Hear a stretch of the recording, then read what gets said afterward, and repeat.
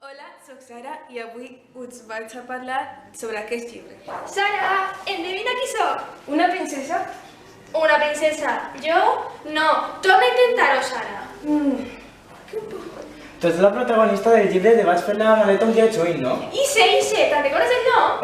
Eulàlia? Sí, te'n recordes ara, Sara? Clar que sí, és aquest llibre el que vaig a presentar ara. Ah, doncs t'ajude. Anem? Anem. Aquest llibre tracta sobre Eulàlia, una jove que se'n va a Anglaterra amb son pare. Son pare té una gran empresa textil i la seva xiqueta li ajudarà traduint els contactes en anglès de persones importants. I allí coneixerà l'Oliver. Un xiquet que li va demostrar que la vida no és de rosa per a tots. Hi ha gent que té molt i altres que no tenen res.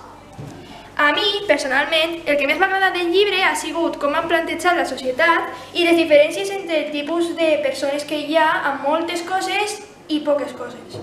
I a tu, què és el que més t'ha agradat? A mi el que m'ha cridat l'atenció és com els treballadors volien que el cap de l'empresa baixara els sous i no fer que els xiquets de 12 anys treballaren. I a tu?